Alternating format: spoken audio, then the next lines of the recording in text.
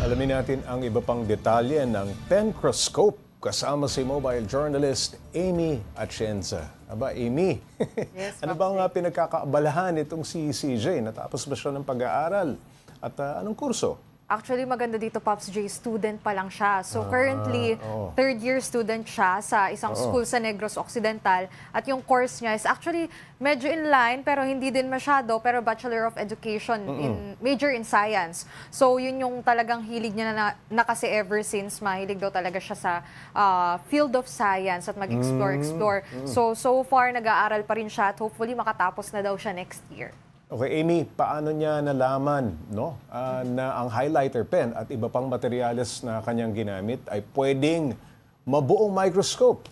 Yes, Pops J. Actually, nung bakasyon daw kasi nila, so bali parang August yun, nakita niya lang na may nakakalat na highlighter and suddenly parang naisip niya, since gusto kong may makitang mas maliliit na particular cells at saka microorganisms sa mga bagay around me, ayun talagang sinubukan niya na gumawa nitong microscope. At actually, isa din sa mga naging inspiration niya, yung nagawaran daw before na maliit na microscope din na ginawa ng isang Pinoy. So parang siya, for his version and especially for someone na nasa school pa, parang gusto niya gumawa ng sariling version. So tinaray niyang gawin tong Pencroscope.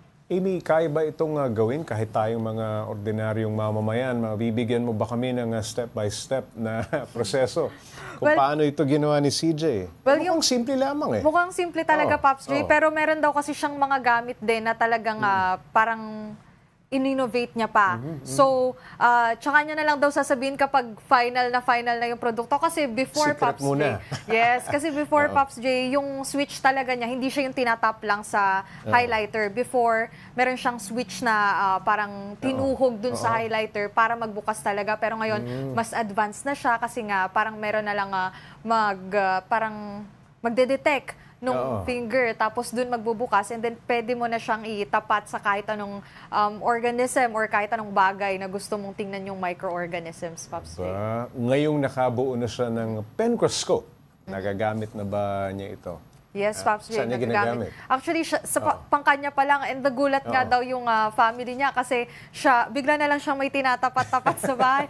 Pero yun, siya pa lang so far, and yung school niya daw, nakwento niya na interesado na rin talaga sa product niya, pero gusto niya nga daw talagang ma-finalize pa, and hopefully daw, hindi siya ma-copyright din sa mga ginawa niya kasi recycled materials, and yun nga, tulad na sabi natin kanina, kaya kasi siyang gawin at home. So, once na-finalize niya na, willing din naman daw kasi siyang magturo para dun sa iba, para matutunan nila kung paano gumawa ng sarili nilang Pencroscope, pero so far siya pa lang naman. Amy, bukod sa Pencroscope, may iba pa ba siyang na-imbento o pinaplanong imbentuhin? Wala naman ngayon, Pops J, kasi ngayon nga, gusto niya lang talagang mag-develop ng Pencroscope na to kasi nga nakakakuha na rin daw talaga ng attention, and thankful naman daw siya doon. Pero ito, Pops J, talaga mahilig din talaga siya sa art. So nakikita natin, mahilig din pala siyang kumanta. So bukod doon, talagang performer din talaga siya. So aside from the field of science, pati na rin sa arts, talagang nagagawa niya pa rin mag-perform.